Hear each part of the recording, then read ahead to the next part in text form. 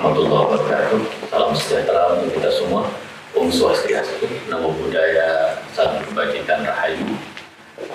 Pemirsa yang berbahagia, kita berjumpa kembali dalam Serba-Serbi Tunisia bersama Gus. Sebuah program yang sengaja kami ketengahkan kepada pemirsa di seluruh tanah air dari KBRI Tunisia. Ini kantor perwakilan Indonesia yang mempunyai tugas untuk membangun hubungan bilateral di antara kedua negara Indonesia dan Tunisia. Dan juga kami mempunyai tugas untuk mempromosikan Indonesia dan memberikan perlindungan terhadap warga negara Indonesia kita di sini yang jumlahnya secara keseluruhan antara staf di KBRI dengan warga kita mahasiswa itu sekitar 256. Dan alhamdulillah kami saling berkolaborasi menyempurnakan. Nah, pada episode kali ini kami akan berbincang-bincang tentang diplomasi Bung Karno. Karena bagaimanapun Bung Karno adalah bapak proklamator, seorang diplomat ulung. Karena jujur kalau kita keliling di kawasan Timur Tengah, alhamdulillah saya sebagai salah satu ahli Timur Tengah di tanah air, saya sudah keliling ke seluruh kawasan di Timur Tengah ini. Dan ketika menyebut nama Indonesia, maka mereka langsung menyebut Soekarno. Dan ada sesuatu yang sangat luar biasa di Tunisia ini, bahwa yang melukis lukisan uang logam 1 dinar yang dipakai orang Indonesia itu namanya Hatim Maki. Hatim Maki ini seorang pelukis terkenal di Tunisia. Orang tuanya dari Indonesia, ya bapak atau ibunya yang dari Indonesia, dan mempunyai kedekatan dengan Soekarno. Dan pada waktu itu Bung Karno diminta untuk atau Bung Karno berkolaborasi dengan Hatim, jadi untuk melukis uang logam 1 dinar di Tunisia. Dan itu sampai sekarang kalau saya bertemu dengan orang-orang Tunisia, nama Bung Karno itu sangat luar biasa. Dan nama Hatim Maki ini disebut-sebut karena Bung Karno dan Hatim Maki yang melukis gambar uang logam 1 dinar itu. Nah, pada episode kali ini kita akan berbicara diplomasi Bung Karno dan hadir Ahmad Hasib Onlon. Nama Hasib, Ahmad Hasib Onlon, nama ulama. Kalau saya sebagai ini namanya bukan sapu. kebetulan saja takdirnya jadi duta besar. Hasib namanya Ahmad Hasib Onlon, salah satu ulama di Mesir yang sangat terkenal. Assalamualaikum. Waalaikumsalam. Ya, Hasib akan minta kita bincang-bincang tentang bagaimana harumnya nama Soekarno di Tunisia ini dan menjelaskan. Dan kebetulan Hasib sekarang sedang intens mengkaji buku di bawah bendera revolusi. Nah, Hasib dan kawan-kawan mahasiswa ini saya minta supaya mereka menjadi juru bicara pemikiran Soekarno. Ketika orang menyebut Soekarno, Hasib tidak hanya bisa menjelaskan bahwa Bung Karno adalah bapak proklamator, tapi ada pemikiran-pemikiran besar yang diusung dalam Bung Karno, termasuk bagaimana hubungan bilateral. Nah, Hasib punya cerita bagaimana orang Tunisia ini memandang atau menilai sosok Bung Karno. Ya, pertama-tama terima kasih banyak sudah diundang di podcast ini. Jadi ajang yang wah sekali sepertinya, teman-teman banyak mahasiswa yang masuk. Terima kasih saya sudah dipercaya. Dan sebagian besar mahasiswa ya si podcast ini. Iya, Pak. Di KBRI home staff itu ada 3, lokal staff itu ada kalau tidak salah ada 4 atau 5, hanya 8. 22-nya itu mahasiswa, karena memang kita ingin mengenalkan bahwa kita punya kader-kader muda yang nanti akan melanjutkan estafeta kepemimpinan dan pengabdian. Tentunya di bawah bimbingan Gus Dubes. Ya, saya hanya ya memberikan jalan saja. Tadi betul sekali yang dikatakan Gus Dubes bahwa ketika kita berbicara tentang Indonesia, pasti mereka menyebut, oh Soekarno. Mungkin karena kedekatan yang begitu erat antara dua negara ini, Gus ya, Indonesia dan juga Tunisia. Ketika tahun 51 sebelum ya Tunisia merdeka kan, diplomat Tunisia datang ke Indonesia, kemudian dibangunkan di situ kantor perjuangan rakyat Tunisia, Gus ya, kalau tidak salah. Di situ yang salah satu yang hadirnya ada Thayyib Slimi, kemudian juga Tahar Amiran ya, Iya. dengan Hamid Al-Ghadar. Kondisi itu kan menjadi sebuah pembelajaran bagi tokoh-tokoh Tunisia untuk bagaimana sih caranya untuk merdeka gitu seperti yang sudah dilakukan Indonesia pada saat itu. Ya mereka karena Bung Karno itu sosok besar ya. Zaman itu tahun-tahun 50-an itu memang Bung Karno itu ikon bagi negara-negara Asia Afrika. Bahkan ceritanya kalau Bung Karno ke Mesir, pejuang kemerdekaan dari Tunisia Maroko Maghrib itu juga Mesir ketemu Bung Karno. Mereka kan ingin belajar bagaimana caranya merdeka ini, apa yang harus dilakukan gitu. Nah, jadi dalam konteks bagaimana kita merano dan kebetulan ya, kemerdekaan kita di bulan Ramadan. 17 Agustus 45 itu di bulan Ramadan, bulan yang sangat suci, penuh makna. Jadi memang Bung Karno itu dulu sosok yang terkenal sehingga kata hasil tadi mereka belajar. Lanjut. Kemudian kan setelah itu konferensi Asia Afrika, mereka cuma nonton aja ketika itu meninjau ya. Tahun 57 Tunisia merdeka, tahun 60 Soekarno ke Tunis bertemu dengan sahabat karibnya Habib Bourguiba kala itu. Dibawalah oleh Bourguiba ke keliling Tunis waktu itu kan. Sempat ngobrol-ngobrol juga di ruang dewan ya. Iya, menyampaikan pidato. Betul itu. Dan Bung Karno waktu itu pidatonya itu mengatakan sayang sekali ya saya tidak bisa bahasa. Bung Karno mengatakan dan berbicara dalam bahasa Inggris. Bung Karno seorang orator yang utuh, sama dengan Habib Bourguiba. Bapak proklamator ini sama-sama seorang jago pidato. Tapi Bung Karno ya memang singa podium, berbicara betul-betul meyakinkan dan menginspirasi pidato Bung Karno. Jadi Bung Karno datang ke Tunis tahun 60. Nah, sekarang itu pada generasi sekarang, apa yang dibayangkan oleh orang-orang Tunis tentang sosok Bung Karno? Ya, mereka melihat sosok Bung Karno itu seorang patriot, pahlawan, tidak hanya di kancah nasional, tapi juga internasional. Ketika datang ke berbagai negara disambut dengan begitu hangat dan ya itulah jadi perekat hubungan antara Indonesia dengan negara-negara yang beliau kunjungi kala itu. Dan Bung Karno kan tahun 56 itu sih mendapatkan gelar pahlawan Islam.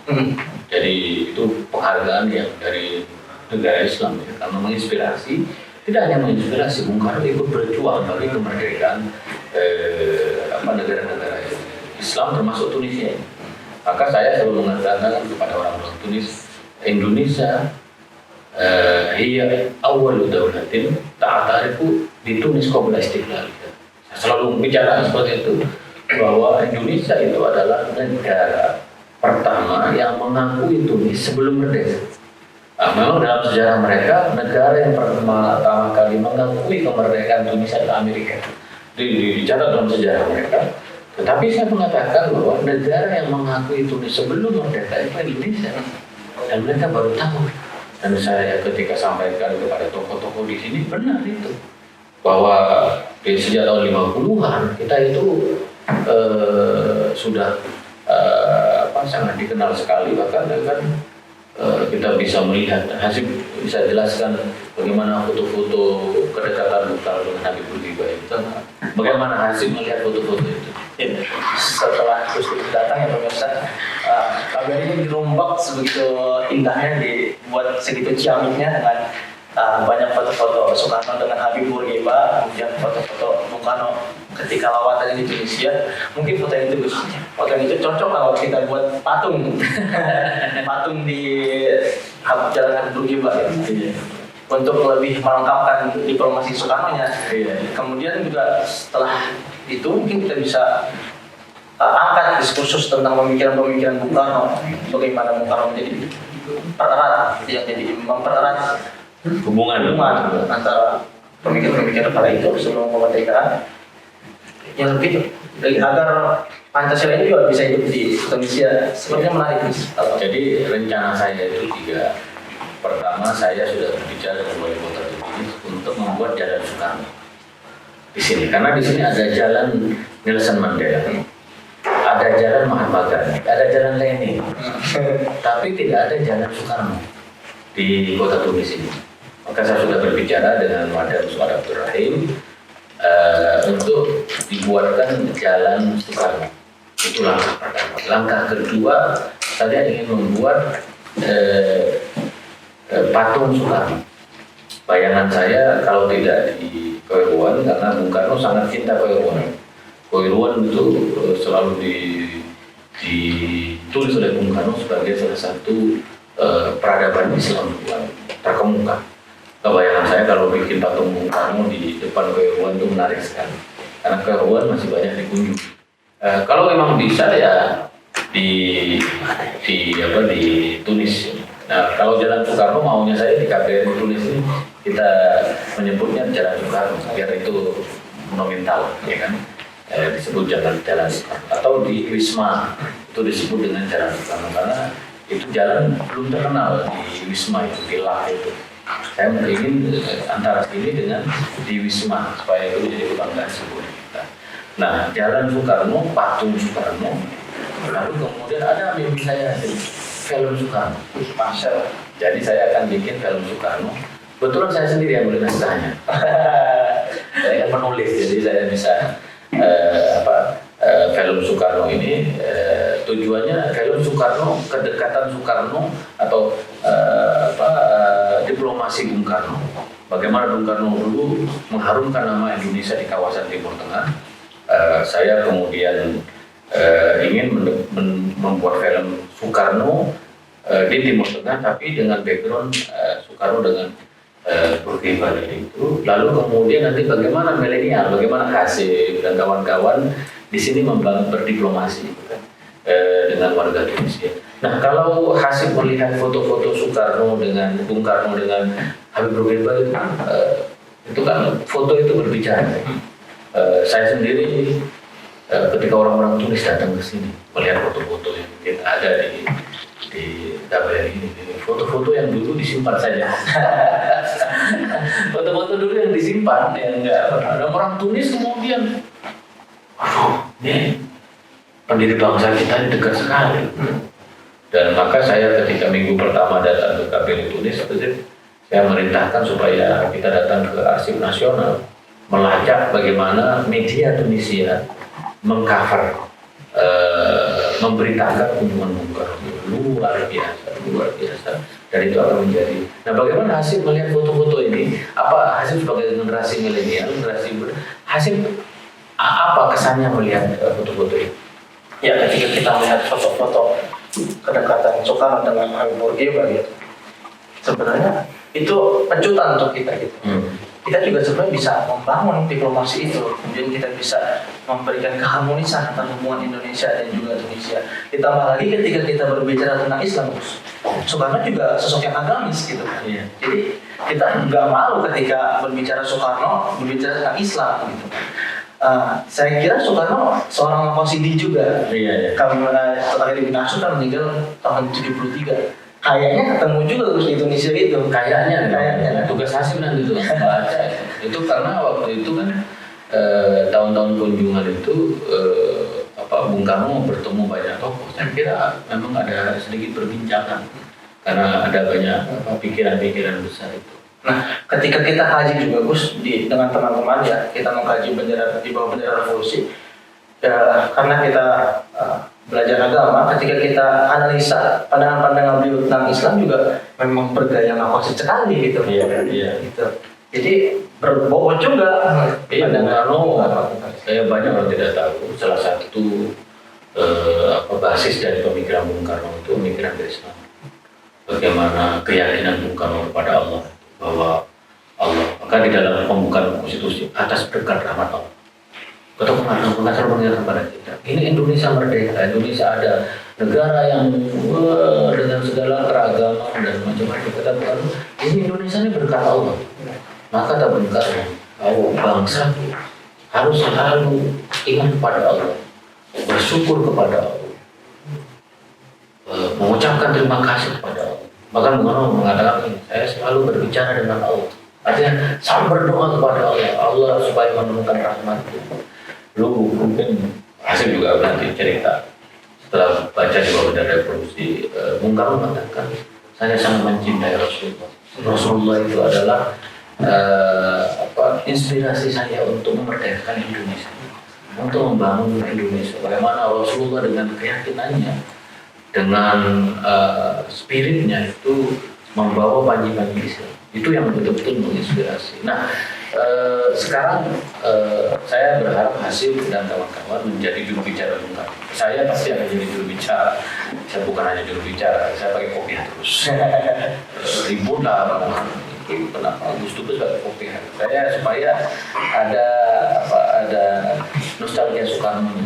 Karena simbolnya Soekarno datang kan pakai kopiah, sehingga saya juga selalu pakai kopiah.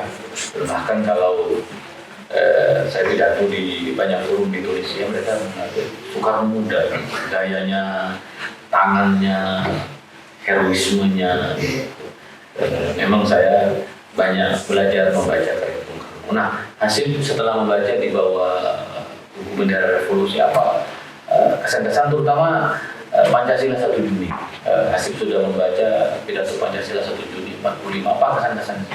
Karena Indonesia ya, negara yang banyak terdiri dari etnis-etnis, agama-agama.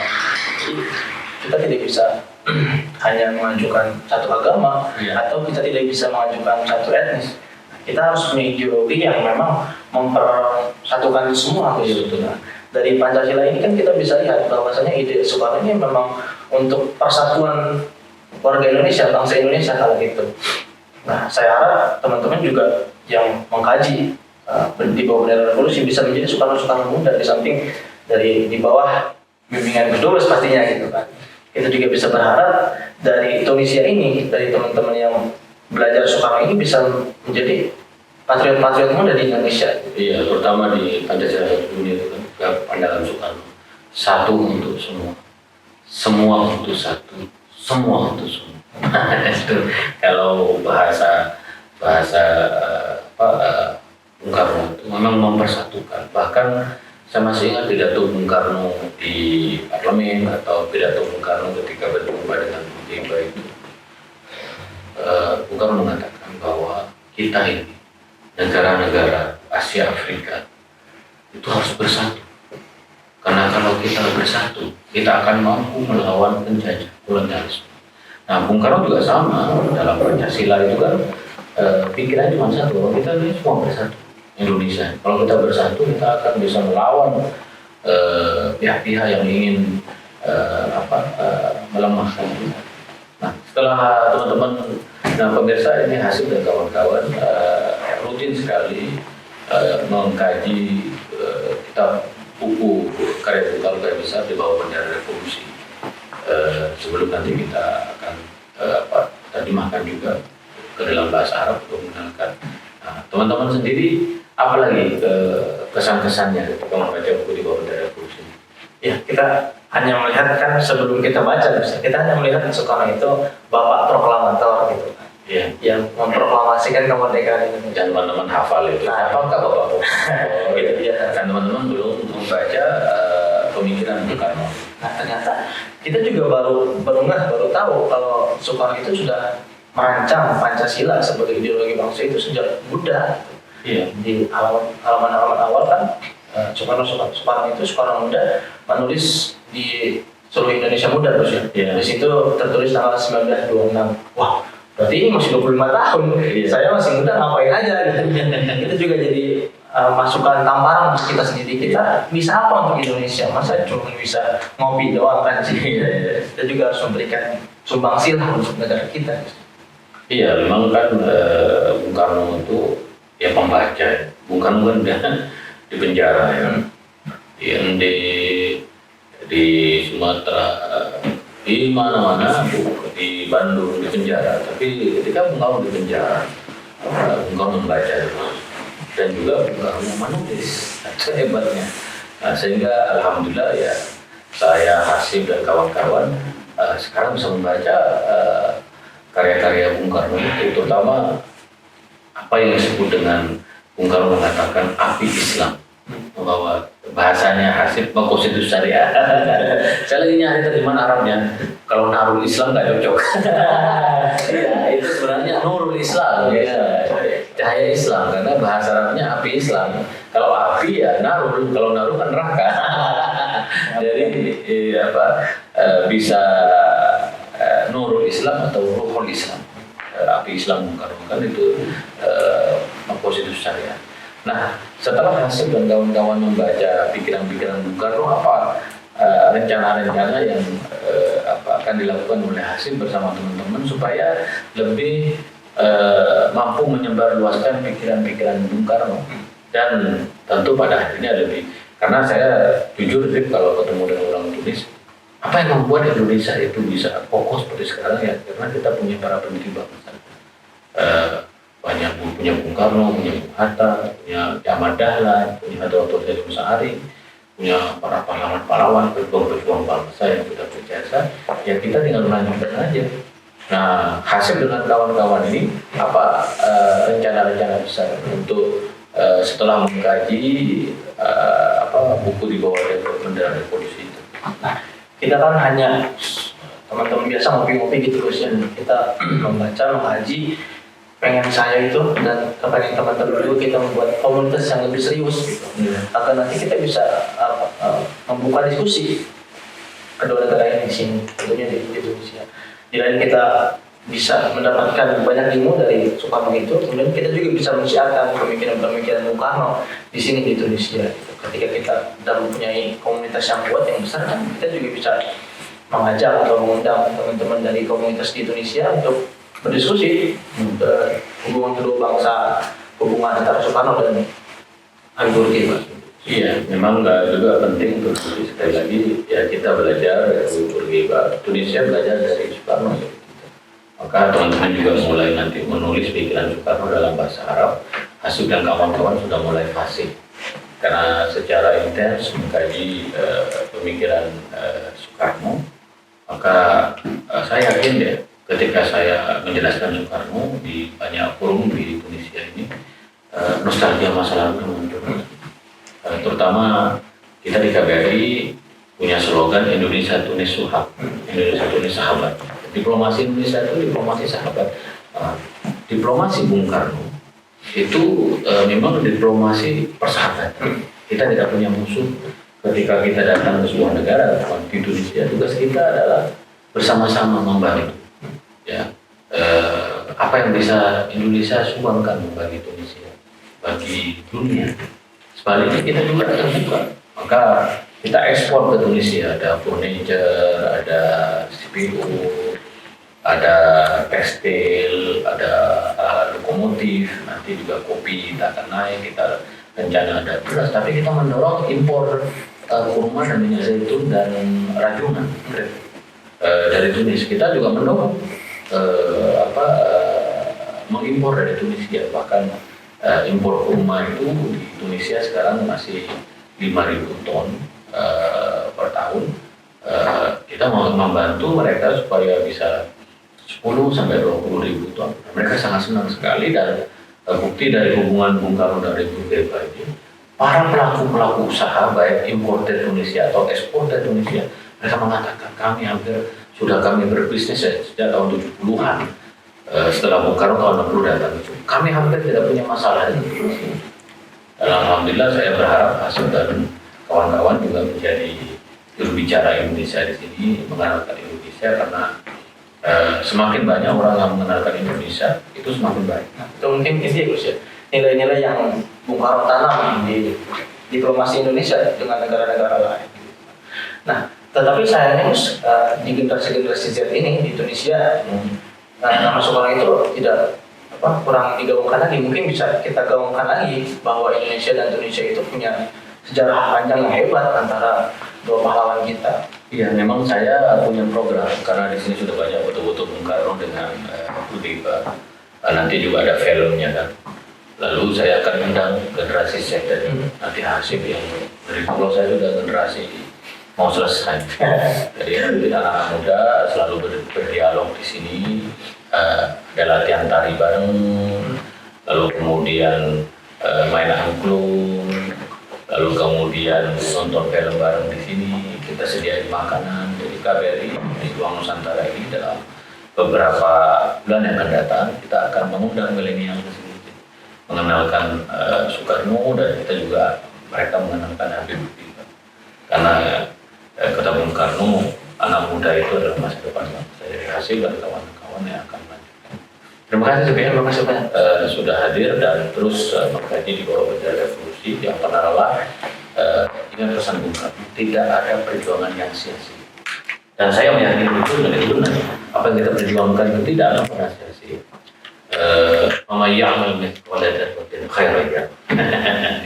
Kalau bahasa Al-Qur'an, siapapun yang melaksanakan kebaikan sekecil apapun, Allah akan membalas.